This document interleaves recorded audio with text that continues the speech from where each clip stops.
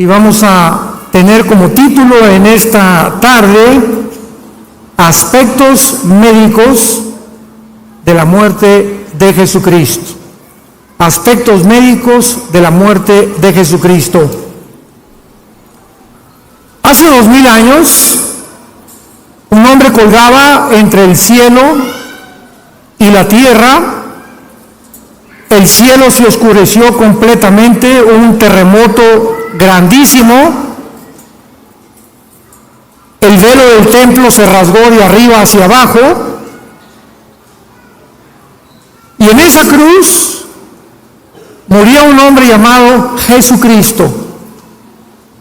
Sin embargo, la peculiaridad más grande de este hombre es que ha sido el personaje más impactante de la historia. En las conferencias que hemos ofrecido a nivel científico, universitario, profesional, no ha habido hasta estos momentos, este año cumplo 46 años de predicar esta palabra. Y en estos 46 años que tengo predicando la palabra de Dios, no he podido encontrar a ninguna persona de ningún carácter, de ninguna disciplina académica que pueda contradecir que no ha habido ningún personaje en la historia como Jesucristo por tres razones principales. Número uno, Jesucristo es tan importante que celebramos su nacimiento. Ni de Buda, ni de Mahoma, ni de Zoroastro, ni Mahatma Gandhi, nadie sabe cuándo nacieron estos líderes religiosos. Sin embargo, en la Navidad, aunque sabemos que no nació el 24 de diciembre, pero la aprovechamos para poder dar testimonio, hasta los ateos no van a trabajar. Se cierran los comercios, hay un espíritu que a todos nos cubre de melancolía, queremos estar con la familia, comenzamos a intercambiar regalos unos con otros. ¿De dónde viene todo esto? De la Biblia. Todas estas costumbres y tradiciones vienen de la Biblia. Hace algún tiempo tuve una discusión con un ateo por radio y me dijo de alguna forma tan burlona: yo ni siquiera creo que Jesucristo existió. Y le pregunté, ¿me puede decir qué fecha es hoy? 19 de mayo de 1991 me contestó. Y le dije, ¿desde cuándo comenzamos a contar? 1991. No sabía dónde esconderse. Volteaba a ver las lámparas, volteaba a los lados, hasta que me dijo, desde el momento que nació Jesucristo. El personaje tan importante de Cristo es tan impactante en la historia que la historia fue dividida por él. Y se cuenta la historia antes y después de Cristo. No es antes y después de Buda, antes y después de Zoroastro, antes y después de Mahoma, es antes y después de Jesucristo. Y en tercer lugar, es tan impactante la vida de este hombre que en esta semana que estamos celebrando por el amor de Dios, aunque para los cristianos todas las semanas son santas. Así que esa no es solamente la Semana Santa para nosotros, es para el mundo y la aprovechamos otra vez para dar testimonio. Pero la muerte de Cristo, el nacimiento de Cristo y la historicidad de Cristo son inigualables. Señores ateos que nos visitan, agnósticos, escépticos, estudiantes de la universidad, y este hecho es simplemente para que te intereses en conocer la vida de este personaje. Antes de que yo fuera cristiano, me proclamé ateo, porque me decepcioné de la religión que mis padres nos heredaron. Me di cuenta de tantas cosas contradictorias que había, y lo que yo conocí fue la religión. Y cuando vengo a la Biblia, me encuentro por primera vez que este libro no es un libro religioso. El cristianismo no es una más de las religiones que existen. Esto es pura ignorancia de los politólogos, de los presentadores de la televisión, de historiadores que no tienen idea ni siquiera de las Sagradas Escrituras. Las religiones son sistemas inventados por los seres humanos para tratar de alguna manera de reconectarnos con los dioses, con la luna, con las estrellas, con el sol, o agarramos un tronco de un árbol y le damos la forma de un ser humano y nos hincamos ante algo que nosotros construimos o esculpimos. Esas son las religiones. Pero cuando venimos a la Biblia, venimos a Cristo, venimos a un hombre que se llama Jesús. Y tú puedes ser católico, mormón, evangélico y no tener una relación personal, diaria, viva, orgánica con la persona de Jesucristo. El hecho que vas a la iglesia no te hace cristiano.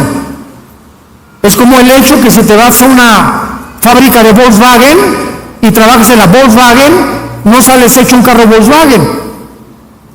Entonces la iglesia es un lugar de reunión para los que aquellas personas que han decidido seguir a Jesús y quieren conocer más de la persona de Jesucristo. Hay un aspecto que quiero tratar en esta noche, científicamente, médicamente, de la persona de Jesucristo. Una de las preguntas más importantes que he tratado de hacer, estoy hablando en seminarios teológicos, en institutos bíblicos, en reuniones de psicólogos, como en el Ecuador tuvimos una con todos los psicólogos del Ecuador, mi esposa y yo hablando sobre la psicología y la Biblia, etcétera, etcétera, ha sido esta pregunta: ¿qué fue lo que le causó la muerte a Jesucristo?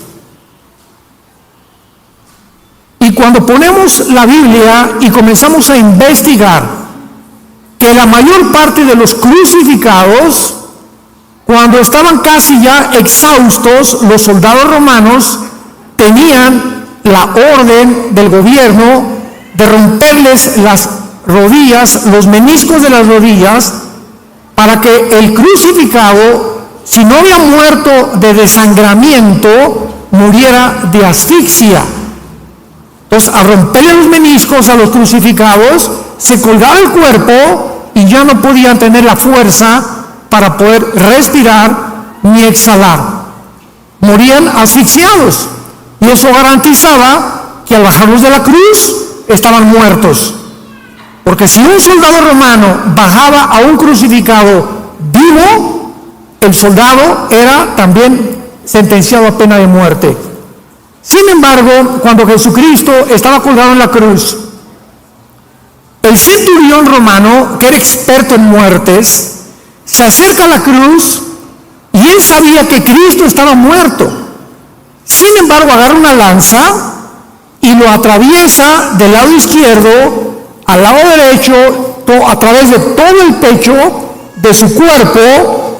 Y Juan escribe en el capítulo 19, vi salir una gota de sangre mezclada con agua.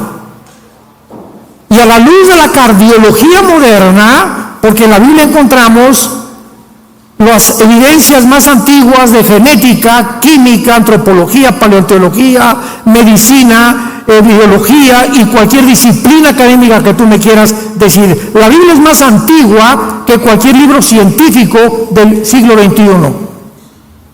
Quiero comentarles a ustedes, antes de desarrollar esta conferencia, el estudio médico realizado por el doctor William Edwards, patólogo de la Clínica Mayo de Rochester, Massachusetts.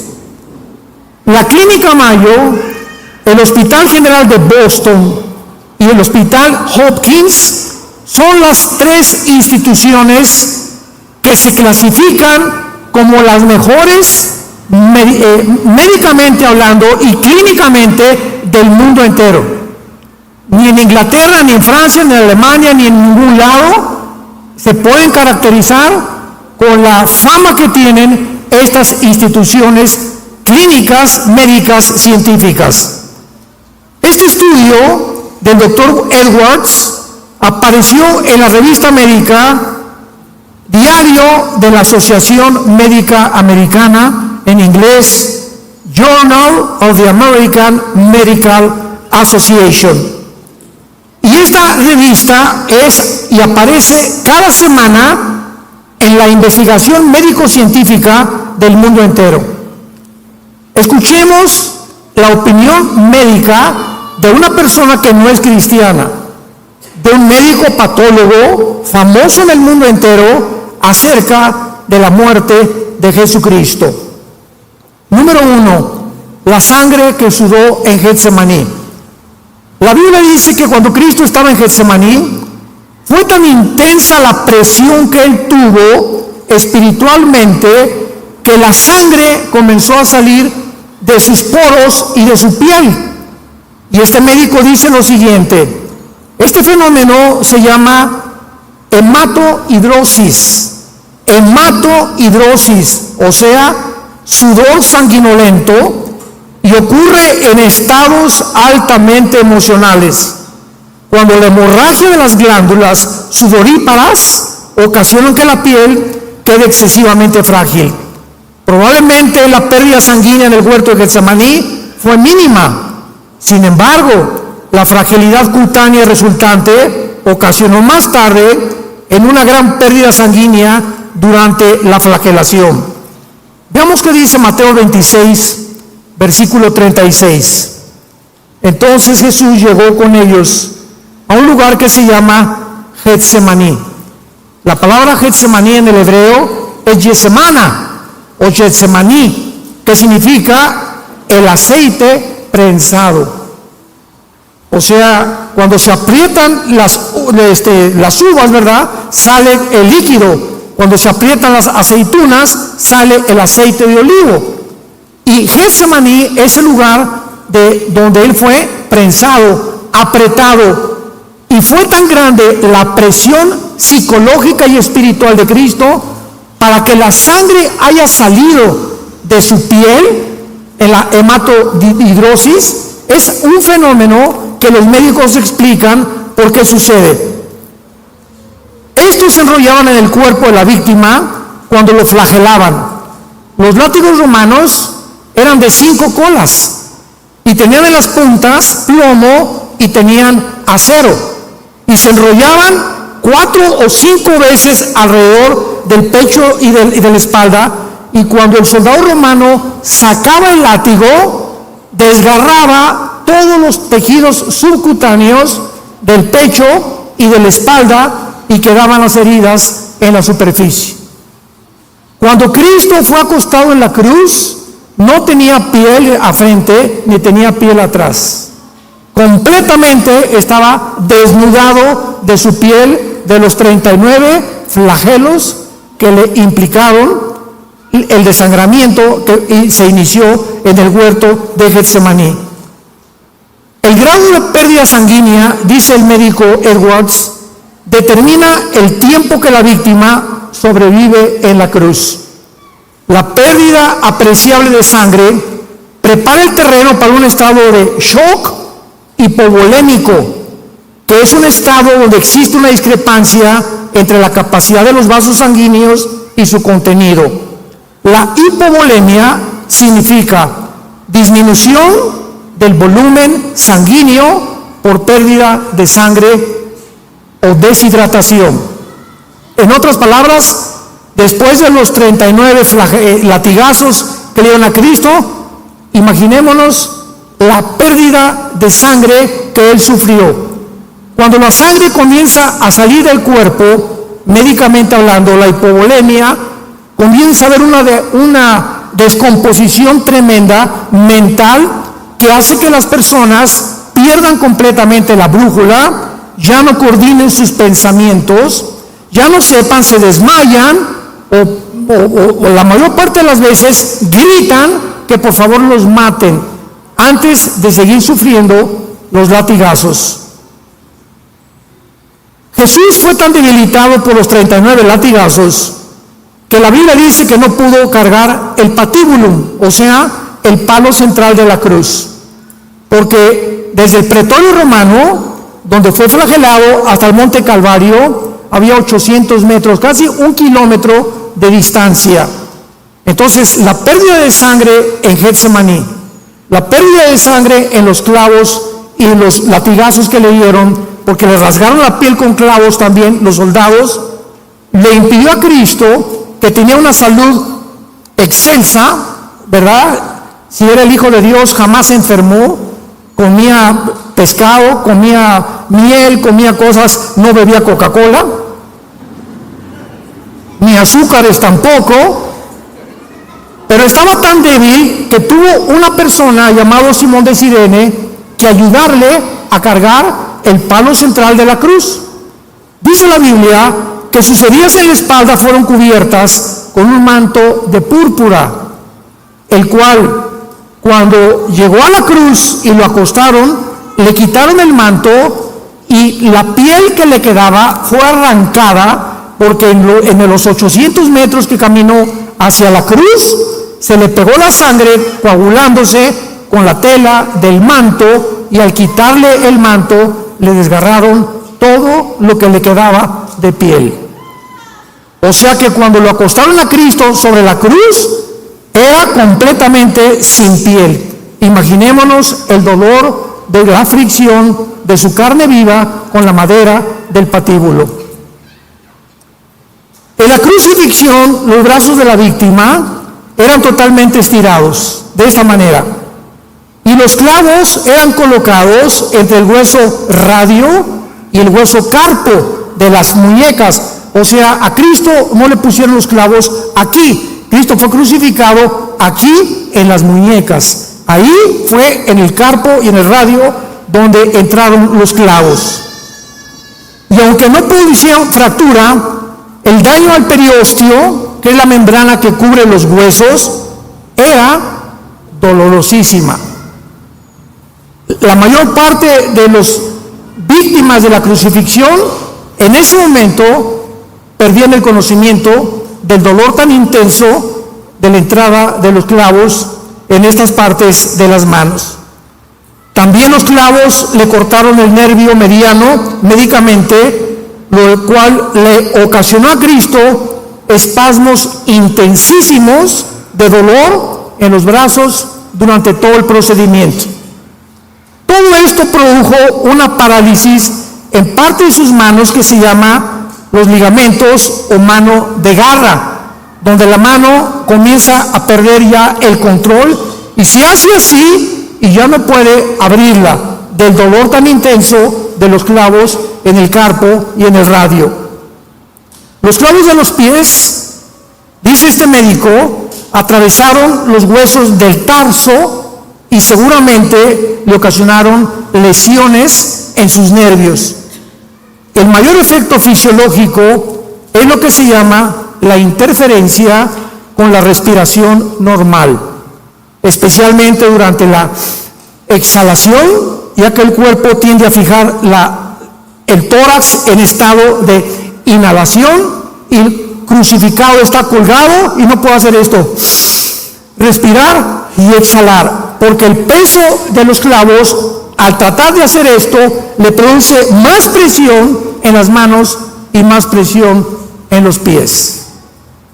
De acuerdo a los análisis de respiración, primordialmente con el diafragma y de forma superficial, resultan en una retención de dióxido de carbono en la sangre. Y esto es lo que produce y lo que produjo a millones de personas, ahora que hubo la pandemia, cuando nos mandaron ponernos un pañal en la boca.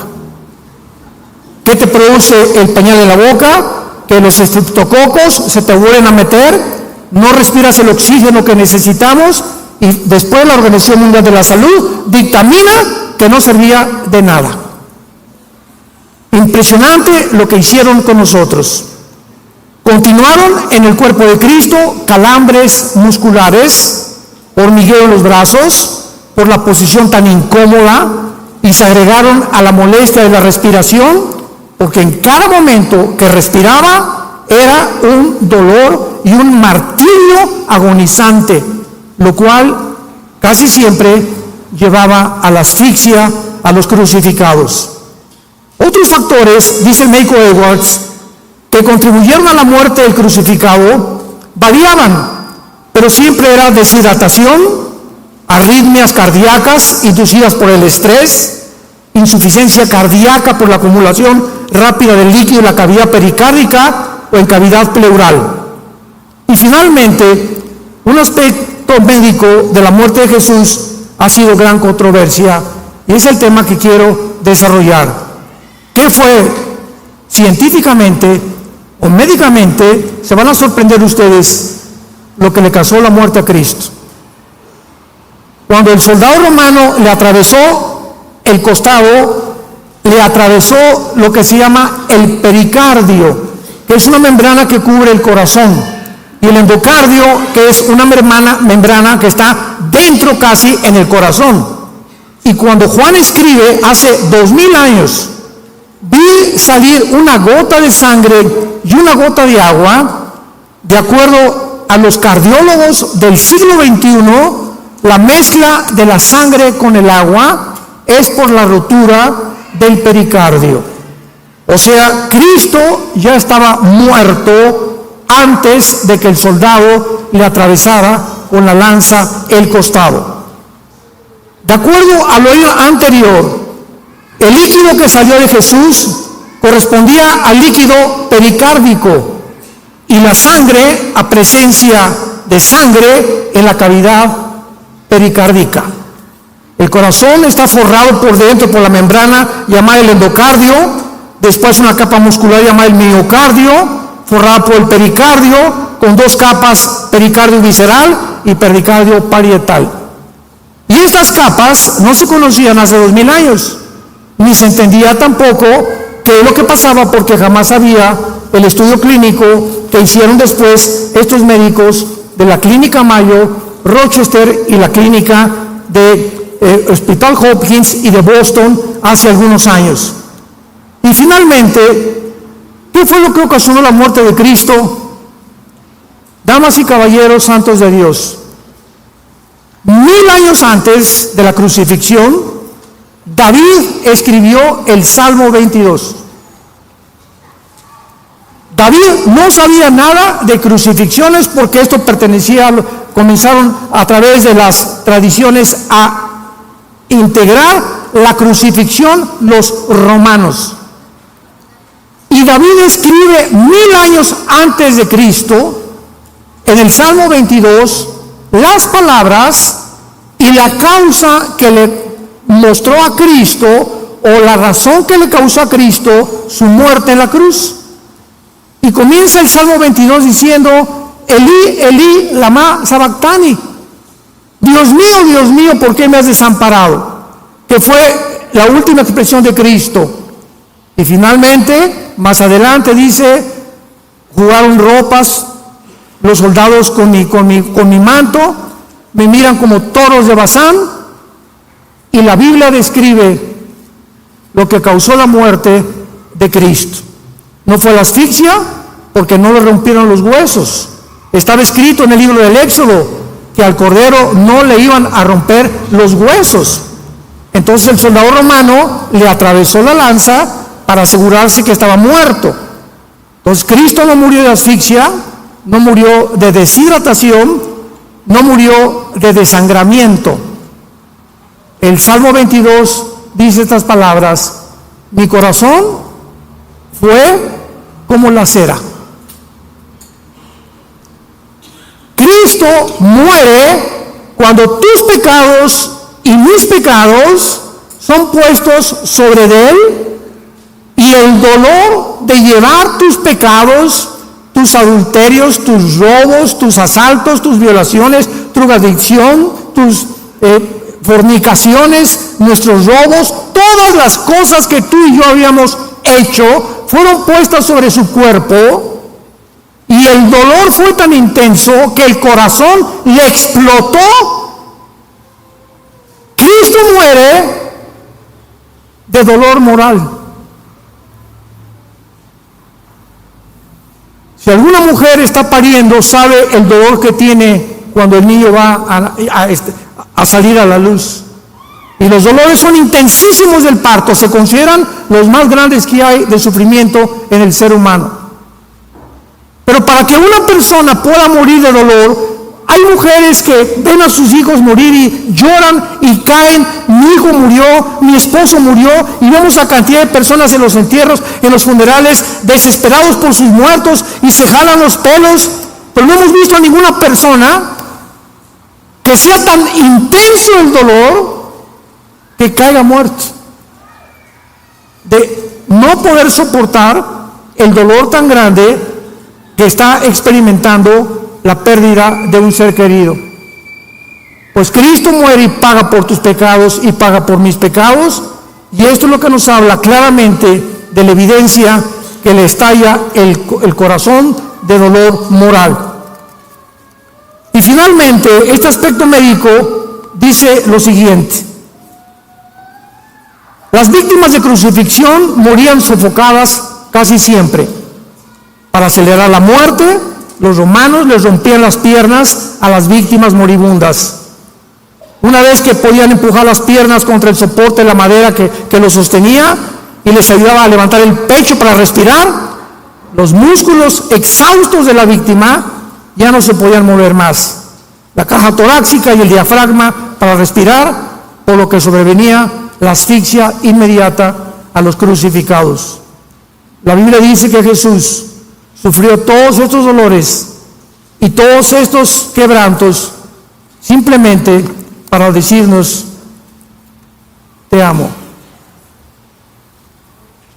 te amo, Dios te ama. De tal manera amó Dios al mundo, de tal manera amó Dios al mundo. No nos mandó palomitas ni nos mandó dinero. La manera en la que Dios manifiesta su amor a tu vida y a mi vida es Él no perdonando a su Hijo en la cruz para perdonarnos a nosotros. En Génesis capítulo 22, Abraham lleva a Isaac al monte Moriah a ofrecérselo a Dios. Y cuando Abraham levanta el cuchillo para matar a Isaac, un ángel le detiene la mano.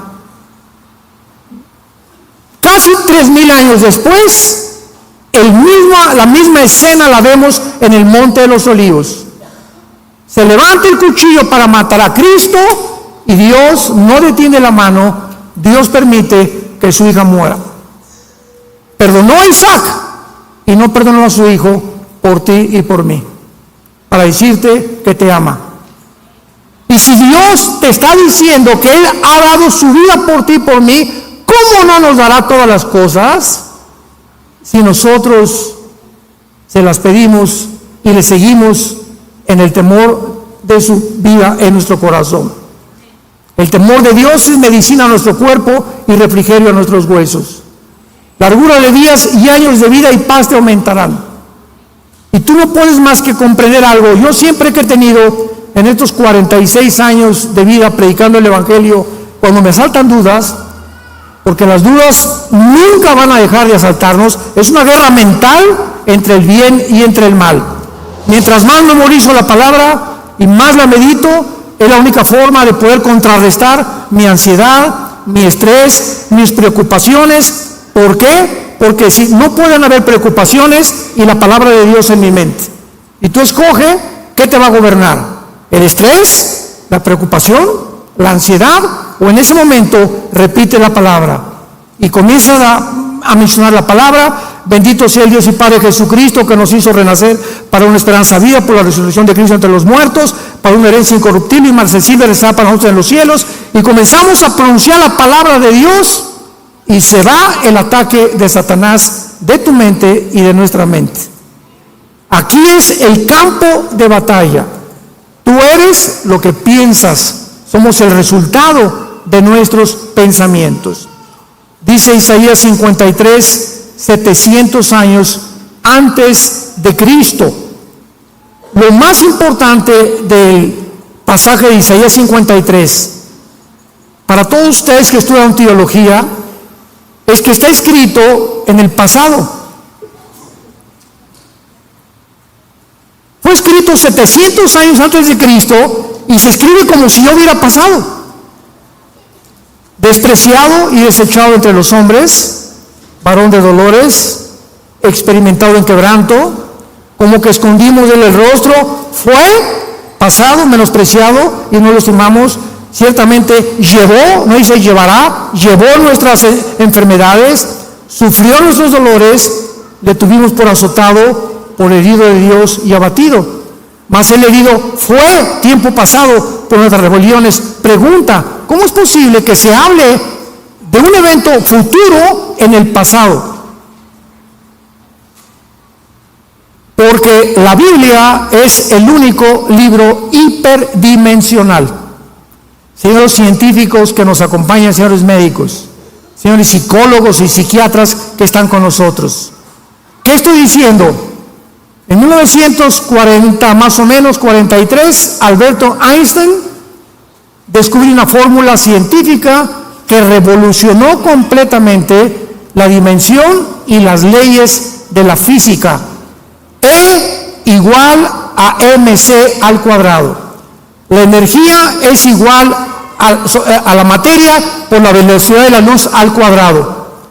Esta fórmula de Einstein revoluciona completamente nuestra vida, y qué impresionante que la Biblia se adelantó, porque esta fórmula de Einstein implica que el tiempo no existe.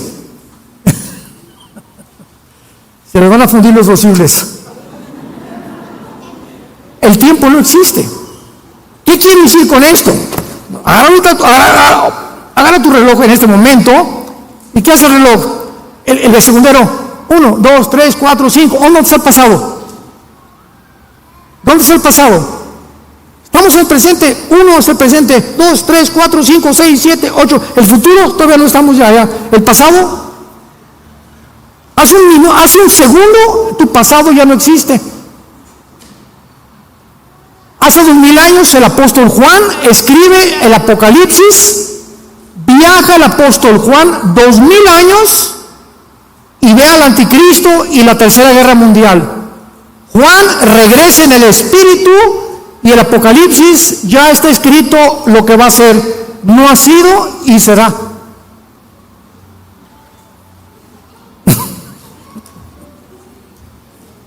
El profeta Isaías escribe en el capítulo 53 de su libro que Cristo fue desechado, entregado, etcétera, etcétera, y no había sucedido más que en el futuro.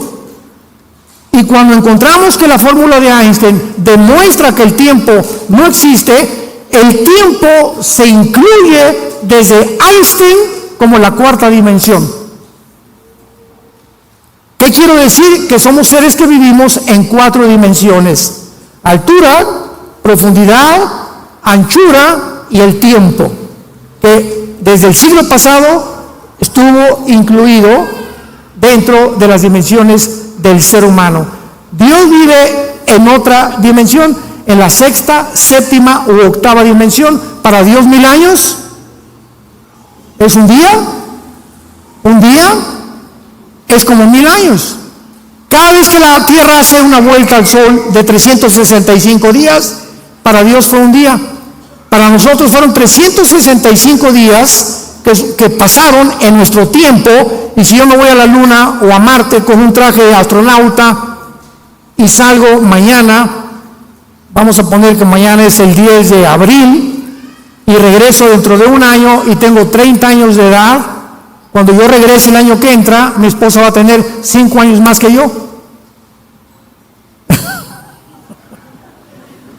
Porque ya saliendo de la atmósfera, el tiempo no existe como existe aquí en la Tierra. Aquí pasa más rápido que en el espacio. ¿Y cuántos hombres dicen, no, pues yo me quiero ir a Marte, no? Hermanos, todo lo que estoy compartiéndole a ustedes es maravillosa. La Biblia es maravillosa. O sea, el Ramayana, el Popo, el Tripitaka, los Vedas de los persas, el Corán, no hay un libro religioso ni científico que tú me puedas decir que nos explique de dónde venimos, quiénes somos y a dónde nos dirigimos. Y cuando Dios muere la cruz y abre sus brazos, nos dice lo siguiente: todo aquel que me sigue no permanecerá en tinieblas. Y cuando venimos a la Biblia, el Espíritu Santo entra a nuestra vida, nos destapa lo que el pecado dañó, la información que Adán y Eva tenían, que era el 100% de su ADN, del ácido desoxirribonucleico, que es la fórmula de las células, y Adán y Eva perdieron todo eso y nos lo transmitieron a nosotros. Einstein decían que teníamos el 8% desarrollado de la mente nada más, perdimos más del 90% de la información. Y la única forma de recobrar esta información, para que tengas la seguridad de morir en paz y de saber que nunca Dios te va a abandonar, que nunca te va a dejar, y que en medio de Él es nuestra fortaleza, Él es nuestra angustia, y que Él es nuestro amparo y nuestro refugio, como las alas bajo de la gallina cubre a sus pollitos. Fortaleza mía, castillo mío, mi Dios, en quien confiaré, decía David, es teniendo a Jesucristo como tu Salvador. Comienzas a entender el mundo. Vamos a hablar de esto mañana en el desayuno. Impresionante como el mundo llegó a su fin.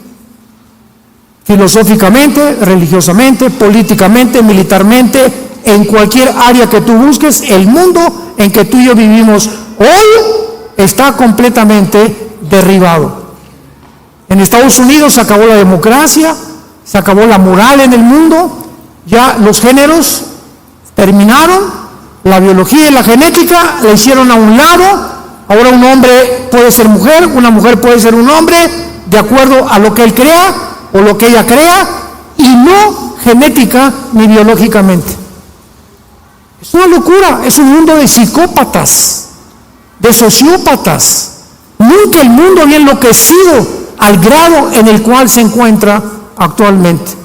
Y simplemente porque no tienen a Dios. Porque hemos creído que podemos vivir sin Él. ¿Qué importancia tiene la muerte de Cristo para todos nosotros? En primer lugar, la muerte de Cristo fue el tema que más intrigó a los profetas hebreos.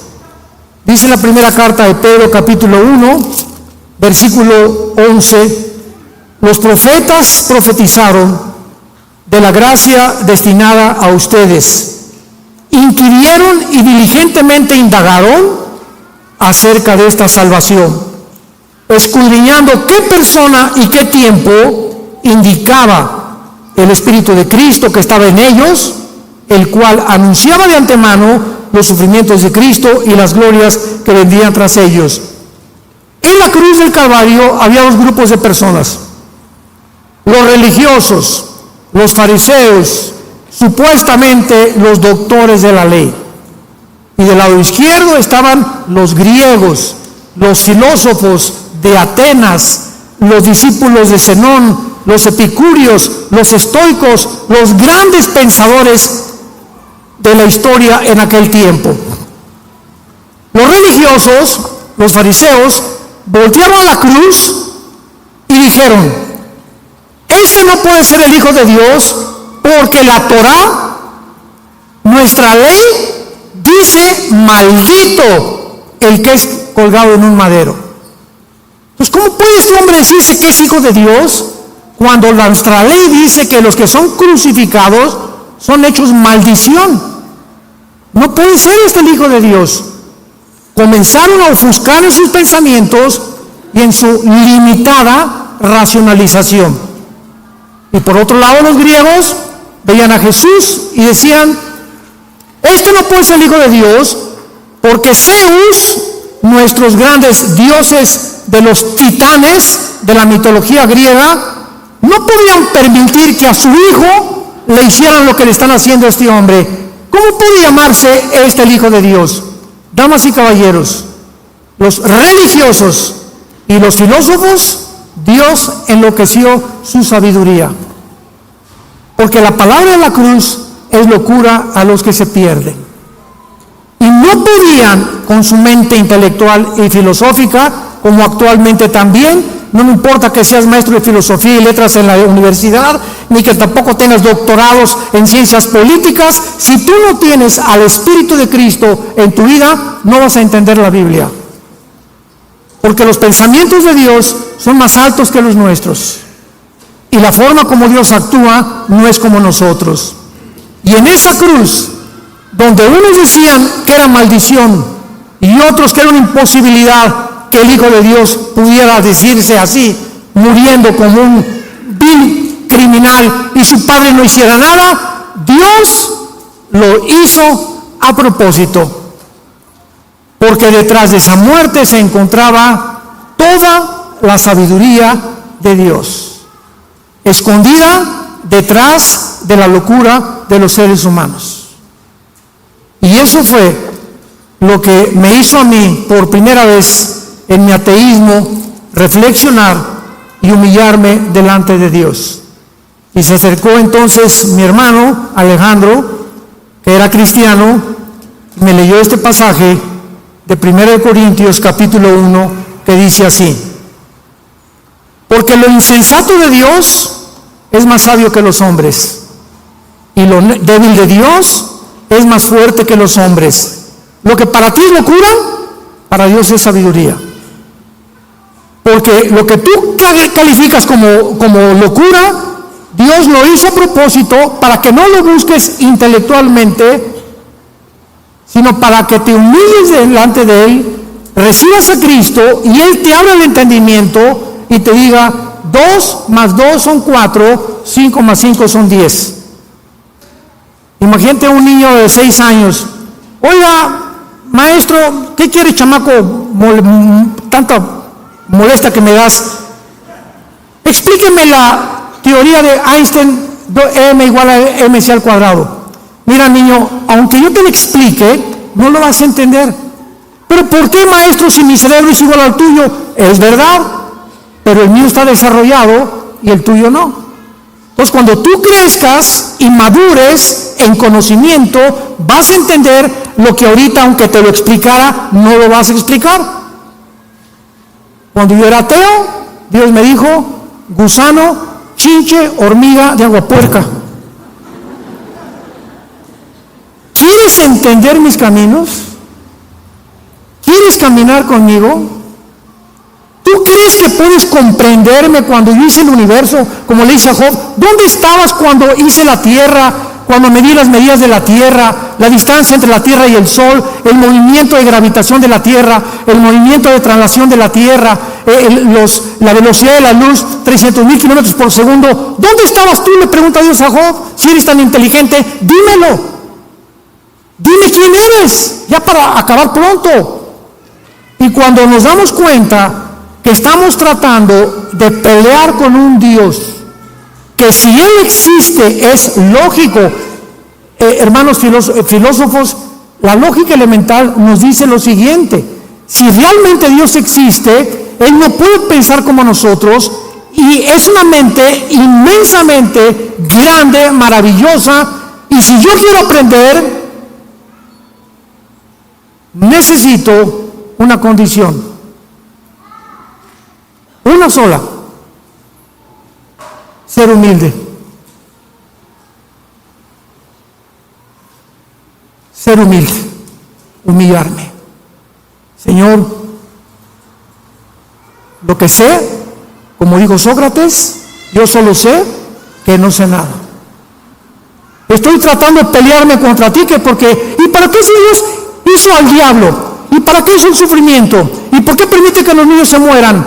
Qué interesante que los ateos nunca contestan, nos preguntan a nosotros.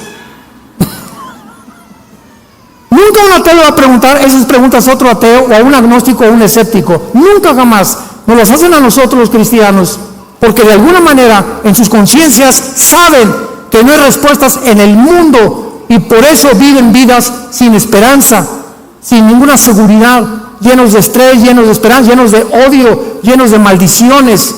¿Por qué? Porque están enojados contra la vida, porque no entienden la vida, porque no entienden a Dios.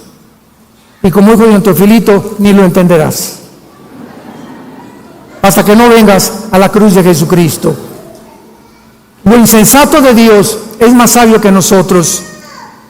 Miren, hermanos, que Dios escogió lo necio para avergonzar a los sabios, y lo débil del mundo escogió Dios para avergonzar a los fuertes. ¿Saben lo que dijo el Dalai Lama al Papa Juan Pablo II cuando vino a México? Le dijo al Papa, el Dalai Lama, a Juan Pablo II: yo pienso que Cristo se equivocó porque escogió a 12 pescadores iletrados y desleídos, como decía Cantinflas,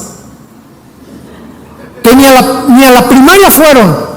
Si hubiera escogido personas inteligentes, dijo el Dalai Lama, como yo, que soy filósofo y pienso, y la política y por aquí y por allá, Cristo no hubiera muerto crucificado. Jesús, María y José y el burrito que los acompaña. Virgen de la Macarena. ¿Se dan cuenta la estupidez, la soberbia del ser humano? Y a propósito, Cristo escoge a esos hombres desleídos y deslustrados, ignorantes, para que cuando se enfrentaron al mundo, el mundo se maravilló y decían: ¿quiénes son estos pescadores que se enfrentan con denuedo y con valor al César y a los filósofos y a los epicúreos y a los estoicos y a Zenón, los filósofos, y los retan diciendo que Jesús murió, que resucitó, y estos hombres que no fueron ni terminaron la primaria fueron los que cambiaron el Imperio Romano? Nunca un impacto tan grande en la historia había sido hecho por 12 hombres vulgares y pescadores, y Dios lo hizo a propósito para avergonzar a los sabios.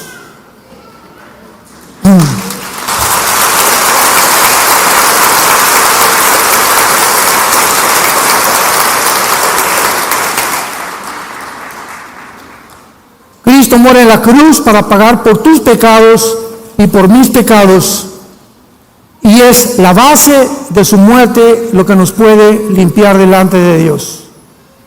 Tú me dices: es que yo hice un asilo para ancianos, y yo he hecho orfanatorios para niños, y voy a mi iglesia y me persino cada domingo, o voy a la iglesia evangélica o a la iglesia que tú vayas, y limpiamos nuestra conciencia. La Biblia dice: el que tiene al Hijo tiene la vida.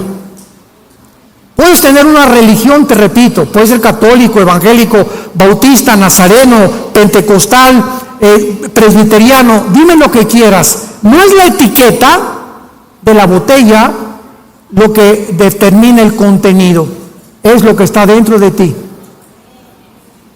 Yo soy esto, yo soy aquel, presbiteriano, bautista por afuera, porque voy a tal iglesia o a tal denominación, pero dentro de tu vida, ¿tienes tú una relación con Jesús?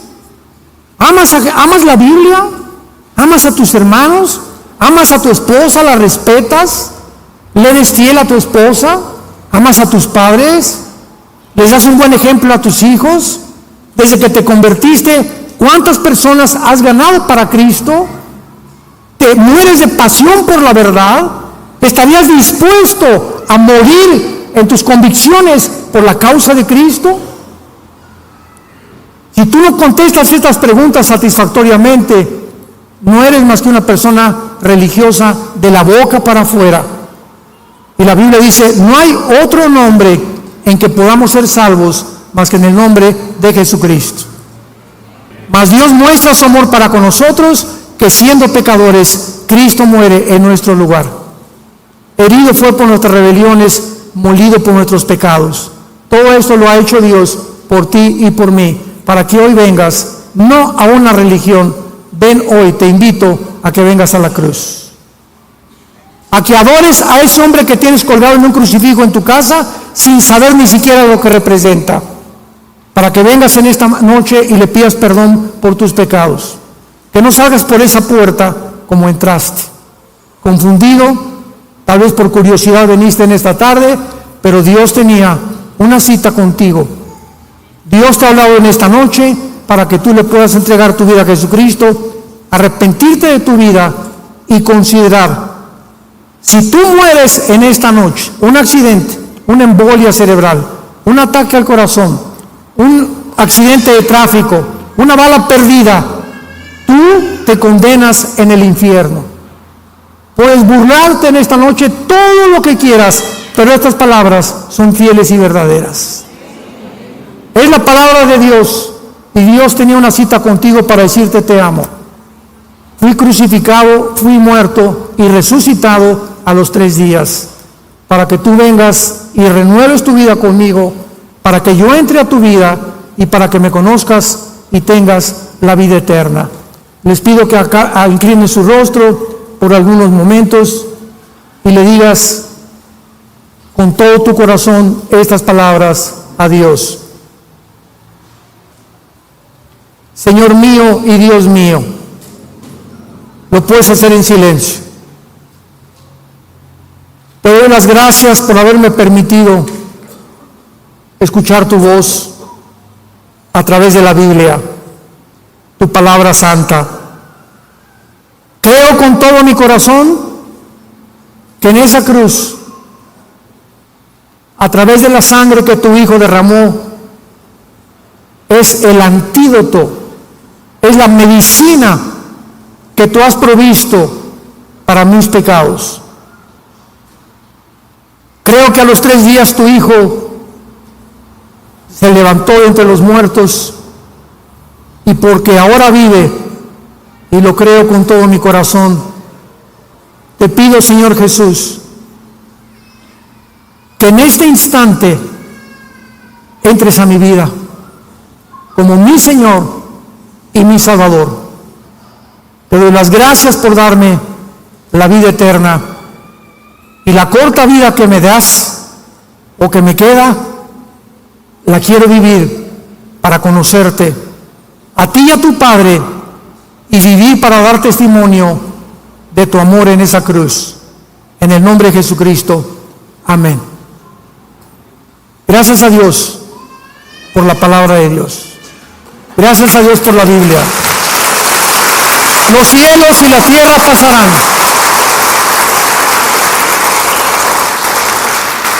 Los cielos y la tierra pasarán, pero mis palabras permanecerán. Todos los sistemas filosóficos del mundo estamos viendo que están derribados. Todos están derrumbando a nuestro alrededor. El petróleo, el peso, la democracia, el capitalismo, el comunismo, el socialismo, todo, la ciencia, la sexualidad, todo ante nuestro alrededor se está derribando. Si los fundamentos fueran quitados, Salmo 11, ¿qué sería de nosotros? ¿Qué sería si no tuviéramos este fundamento, esta esperanza? ¿Qué sería de mi vida? Yo hubiera acabado en la cárcel o muerto. Si hubiera seguido la vida que yo seguía, hubiera acabado yo loco, o en un psiquiátrico, tal vez. Pero Dios me levantó para que pudiera proclamar su mensaje. Y cada día le digo que me dé más pasión para hacerlo, para que la gente pueda comprender que tienes una sola vida para arrepentirte y venir a la cruz.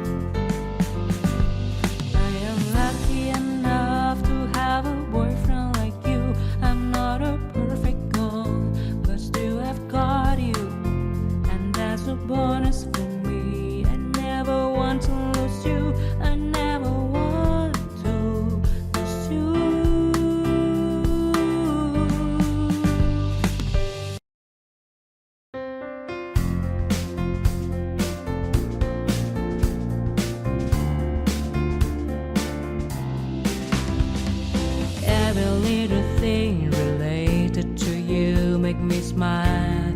I know you are doing hard work to make things possible.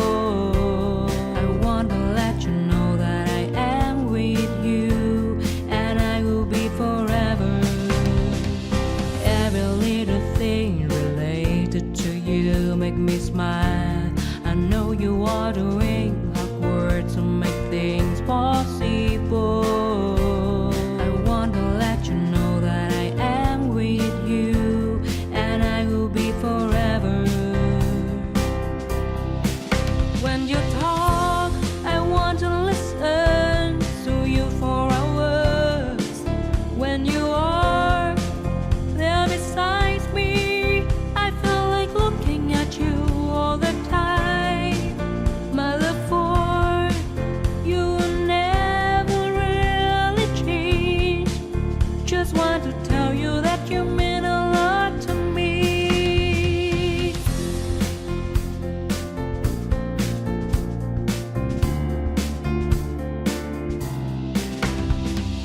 Every little thing related to you make me smile.